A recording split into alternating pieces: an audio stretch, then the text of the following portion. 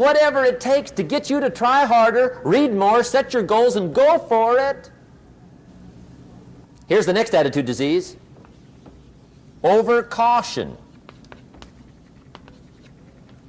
Some people never will have much. They're too cautious. Now, you can also be too reckless, but you can also be too cautious. This is called the timid approach to life. And my caution was always the risk. Risk used to drive me right up the wall. I used to say, what if this happens? It's called the language of the poor. What if this happens? And on top of that, if this was to happen, look at the fix I'd be in. I better not try. I could always ace myself out. Then I'll tell you what changed my whole life when I finally discovered it's all risky. The minute you were born, it got risky. If you think trying is risky, wait till they hand you the bill for not trying. If you think investing is risky, wait till you get the tab for not investing. See, it's all risky. Getting married is risky. Having children is risky. Going into business is risky. Investing your money is risky. It's all risky.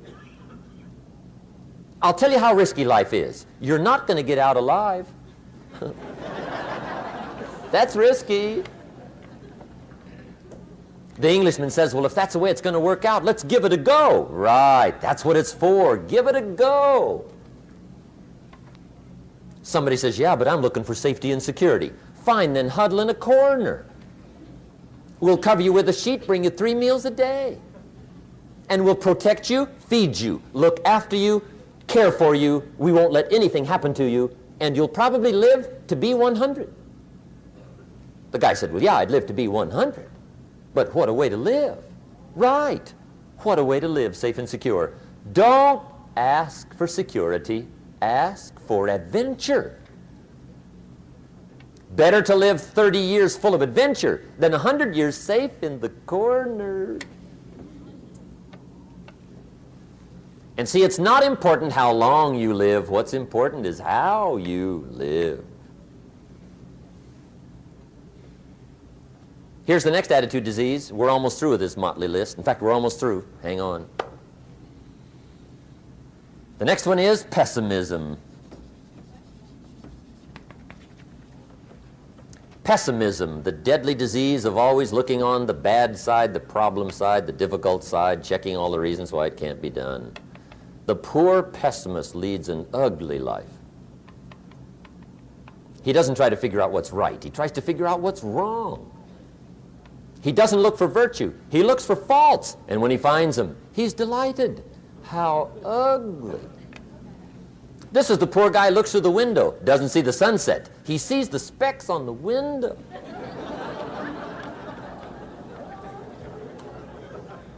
And this is the poor guy, right, who rushes up, takes such leave of his senses. This guy rushes up and he says, I've got 5 good reasons why it won't work. He's so dumb he doesn't know all he needs 1. He's got 5.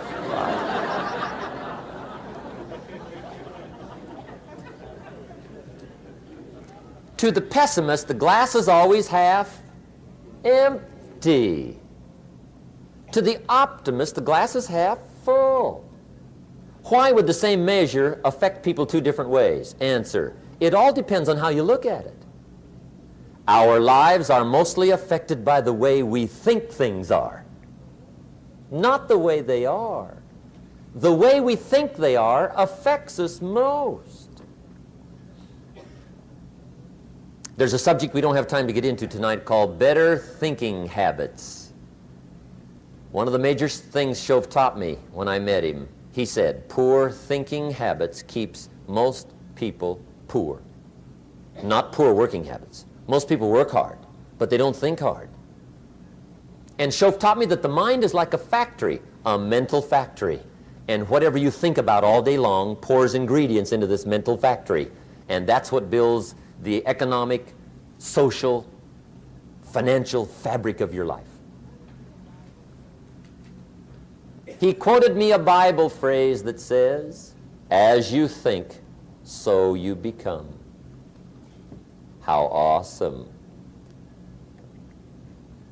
When he talked about poor thinking habits, he had me. I used to start the day reading the morning newspaper. I mean, you can believe that or not. I'd get a cup of coffee and read the paper. I'd load up on wars and riots and murders and stabbings and killings and bank robberies and muggings and car wrecks and tragedies. I'd even read the back pages. I seem to like that stuff for some weird reason. I'd load up on all that, and then I'd start the day. You can imagine the kind of days I used to have. You walk around on your financial knees. They call you economic peewee.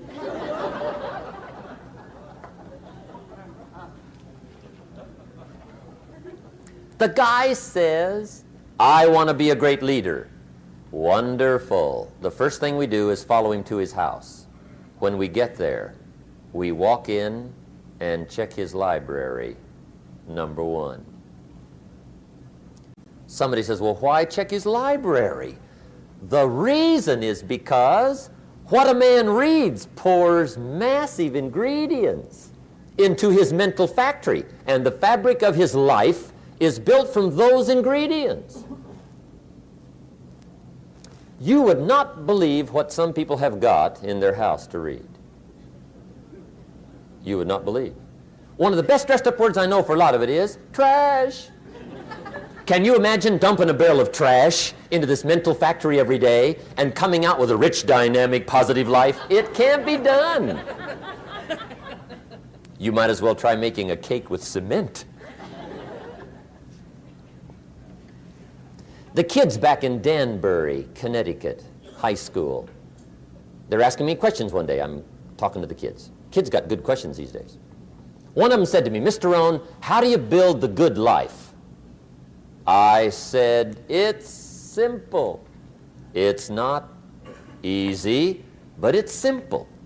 Here's how you build anything. Select the right ingredients, keep out the wrong ingredients, and it starts with thought.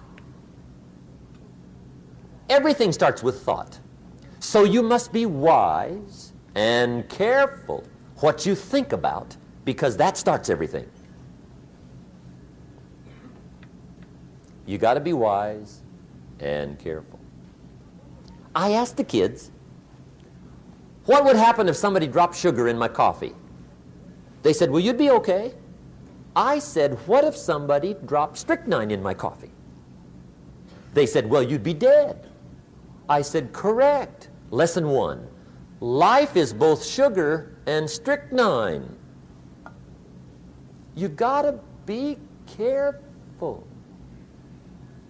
I said, what if my worst enemy drops in the sugar? They said, will you be okay? I said, what if my best friend, even by accident, drops in the strychnine? They said, well, you'd be dead. I said, correct. Lesson two, watch your coffee.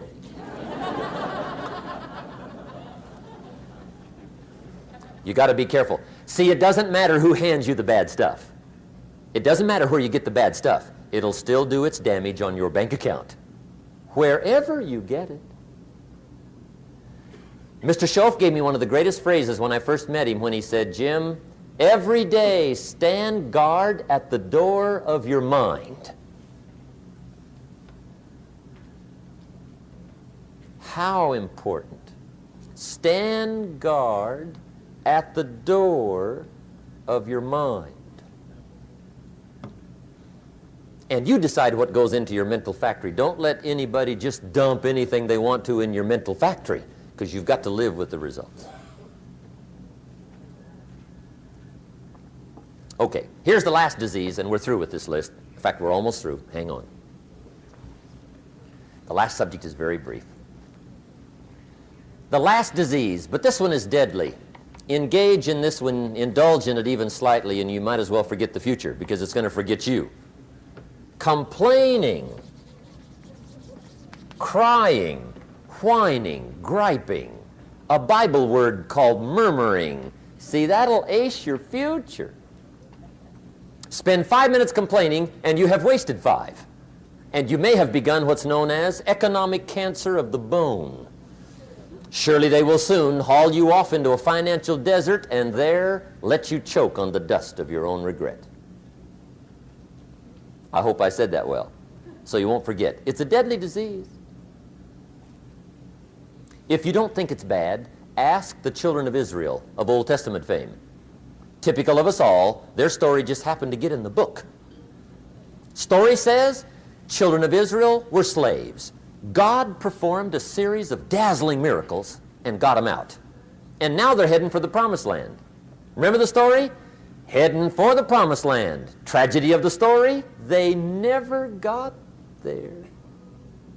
Reason. From day one, they started to complain. They griped about the water. They griped about the weather. They whined and cried and griped about the food. They griped about the leadership. They whined and cried because it was too far, too cold, too hot, too difficult, too miserable. I mean, they whined and cried for years. Finally, God said, I've had it, trip canceled. Or something like that. The story says they died in the desert, never got to the promised land. Which I think means two things. Indulge in this long enough, you get your future canceled. And I guess it also means even God himself can only take so much.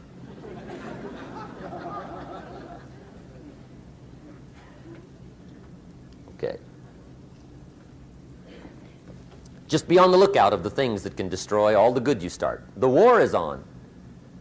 And this evening, tomorrow, mentally, personally, socially, economically, you got to make sure you're winning the war. And this is part of it.